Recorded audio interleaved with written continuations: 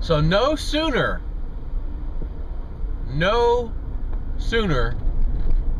than when we heard about Bylthe Masters, head of the commodities division of JP Morgan, taking an advisory capacity role at the CFTC to advise them of their global something or another, whatever. And I came out and said, this is so preposterous, so ridiculous. I gave you the example of, people robbing banks and then asking the bank robber, who you've never been able to catch, you've never been able to really charge them with and arrest them. You're going to ask them to come advise you on global matters. That's absurd. Well, no sooner than did that take place, like within a day, she declined. And I actually saw a little news clip. As strange as this is, I think it was from MSNBC. In other words, one of the mainstream media outlets. But they only reported it once she stepped down from that position and declined that she didn't want to do it. Now, what happened, or what this lady spoke about on MSNBC, is exactly what I was just telling you. How JP Morgan has been fined and fined and fined and fined, and have never really got hit with any major charges, and that she was the head of the commodities division, and they've settled on energy manipulation and cotton or wheat, whatever manipulation in the commodities market.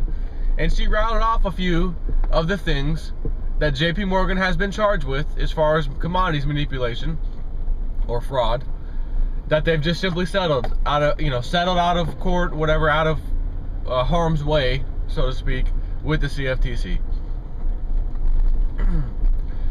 So I was kind of shocked that I saw MSNBC even mention that. Who do they think they are, talking about one of the elite like that? That's their boss, man. Can't talk about the boss that way. But they did. And then they reported it at the end of it by saying she has since declined that advisory position. See, old Bylthe does not like at all being on TV, being under the spotlight, ever. I mentioned that the other day. She's only been on 2 that I can recall interviews, and one of them was to reassure people, which she probably said, I gotta go do this one. I really don't want to do it. I hate being out there, but I gotta do this one for the company because we are manipulating the hell out of precious metals prices, and I gotta go stand up for us and let people know it's not us, that we have clients with potentially large short positions and things like that, but it's not us. So she came out all of 20 seconds and made her claim. That was like 2 or 3 years ago. So I haven't actually seen her come out in an interview to say, hey, I'm not going to take this position. But the thing is, like I always talk about the internet, they have so much control. They control the media. They control who's going to be elected for president or Congress. They control everything. They control what you see. They control your perspective of some event that happened that normally they probably caused. Make you think someone else did it. Some terrorist in a Middle Eastern country did it. And you see one little clip of a piece of some kind of footage that was probably staged. And then you buy it thinking that this just happened to some poor innocent child in, Libya, so we've got to go liberate Libya. And then we find out the Muslim Brotherhood was given to Libya as the leader after we helped crush Gaddafi. And now they already had an oil company on standby. They already had a central bank on standby in which they had to relinquish their gold to get paper money into that central bank. So that was just a con job anyways, but they have that kind of power. But they're having some issues with one of the main sources of freedom of information right now, and that's called the internet. They are having a very hard time controlling the internet, the information that is all over the internet. That's for people like me or you or wherever, we'll just call it the alternative media, if you will. And for everyone they think they want to target or try to shut up, there's, you know, hundreds more coming online. Almost, you know, weekly or whatever. I don't even know. So, it's no surprise that for a while now they've been trying to work on getting control of the internet. All these bills they try to pass, and net neutrality and all this stuff. And I mentioned this before, I gotta mention it again. A pretty high-level guy at the Pentagon was doing an interview on, I think, 60 Minutes. I have asked people to send me this, and they've sent it to me in the past, because I couldn't remember what it was called, and someone's like, oh, here's that interview you were talking about. And it's on YouTube, so I know it's there. And they were interviewing this guy after 9/11 and asking him, or he made the comment, something about legislation. They said, how does, you know, they asked him, how does, I mean, when you look at the Patriot Act, that legislation is pretty huge. And it was like 2 weeks later that this was released and, you know, as a bill and passed. How the heck did, I mean, that's like impossible to write in 2 weeks. And he said, oh, no, it wasn't written in 2 weeks. It was already written. It was written, you know, long ago. It just got passed in those 2 weeks. Well, why was it written so long ago before the event even happened? Well, we always have legislation like that kind of on standby in case the worst scenario in America happens, when normally we wouldn't want to pass legislation like that. But under certain circumstances, we have to, and that was one of them. So we have to have these kind of legislation like the Patriot Act on standby, so to speak. Okay, so then the lady asked him, is there like a cyber, you know, for the internet, Patriot Act kind of a thing? You know, that's already written, waiting for something to happen? And he says, oh, absolutely. Absolutely. This was years and years and years and years and years ago.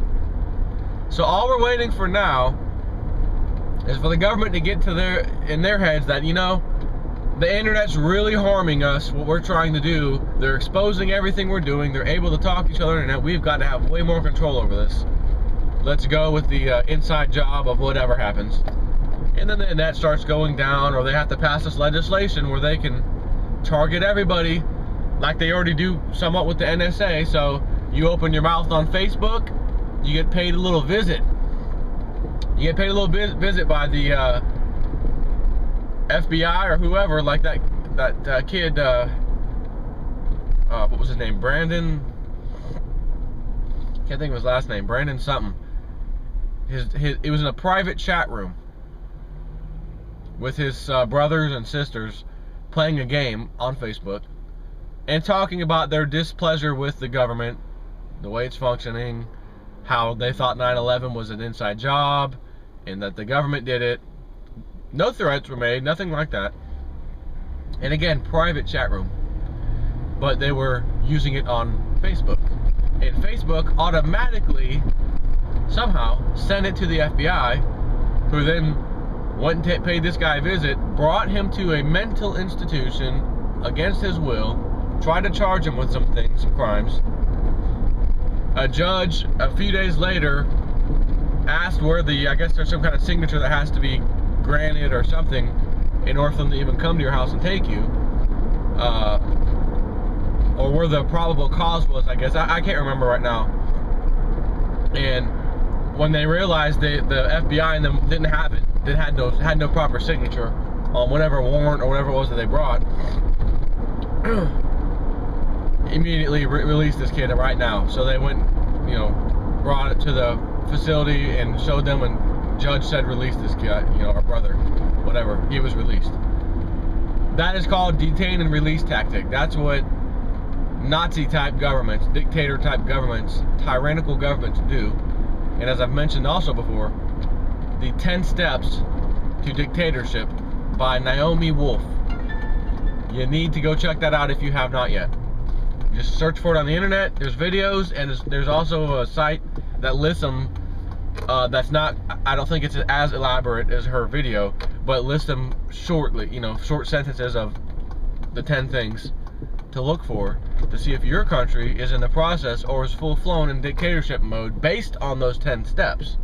And by the way, based on those 10 steps, that all the things you have to have done, legislation passed, become law, etc., and then practices that you do, like detain and release, or the no-fly list that you can never get off of if you're on it. These are things that are on that list that she explains.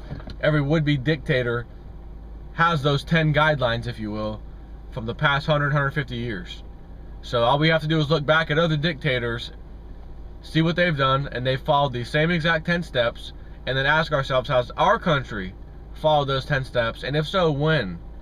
When did they get completed? You know, and you can kind of see that most of those 10 steps have happened in recent history, as in like the last, I don't know, 10 to 15, maybe 20 years. I'm not sure exactly.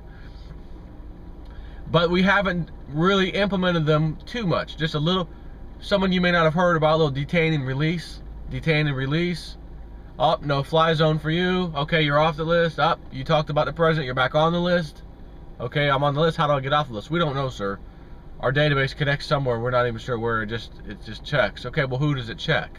We don't know that, right? So you can't find out who authorized you to be put on a list that you can't get on an airplane and fly. Why, or the reason why, you know, why you can't. You're just on the list. And it turns out that a lot of these people were, I know one for sure was a professor out of college that said something bad about the president, you know, how he didn't approve of something. And it was a well-known college, well-known, you know, a lot of people there at this little speech or whatever he was giving. Next thing he knows, he's trying to get on a flight, you're on the no-fly zone. So you must have my name mixed with someone else. No, sir, it's you. No-fly zone. Use your freedom of speech to talk about somebody, in this case the president, and you're on the no-fly zone. Or no-fly zone list. So, anyways, all I know is the internet is definitely going to be one of the targets soon that they have to clamp down on. They've been trying. I've followed the legislation where it gets up and then it gets stopped for some reason, and they just wait a little while and they try again. Nope, nope, nope. And every time they try again, the news stories start rolling about cyber threats, banking threats. They could take down the banks, da da da da da da da. And then legislation. Oh, here's that legislation again, right on time. Right as I'm noticing when I turn on the news, I'm hearing about the threat of cybersecurity more so than I normally do. And then it gets held up, it doesn't pass, whatever, and it stops. Okay, and then the news stops. Nowhere near as many times do you hear about that cyber problems and banking potential, and you know, until they're ready to try to pass that legislation again. There's no way you're gonna have the news do that, and every time they do stuff like that, right after that or right during that time, they're trying to pass some kind of legislation that has something to do with it. There's no way you can synchronize those events, because the news media just reports stuff. How do they know that they're getting ready to push another piece of legislation on whatever it is they're talking about, in this case cybersecurity? How do they know the government was just getting ready to do that? They didn't. Because you start seeing the new stuff first, gets in your head so that you hear this, then you start to hear the news talk about, oh, next week they're, you know, going to be pushing, but they're going to try to pass such and such bill, you know, then that week comes and they try to do it. So you have these events that are just completely scripted, and the news people, it's not like they know personally they're doing this. Someone's giving them the news for the day. I mean, right? Someone's putting well, here's what you're going to talk about today, and here's your teleprompter, so go with it. Who's the guy issuing the stuff on the teleprompter? That would be called the guy behind the curtain. Who is he? Is he part of the government? Is he really part of the news agency? Nobody knows. Nobody even knows there's such a guy. But it's pretty obvious, because the news person doesn't just come up with whatever they want to talk about during the day. So, anyways, that's all I got right now. Take care.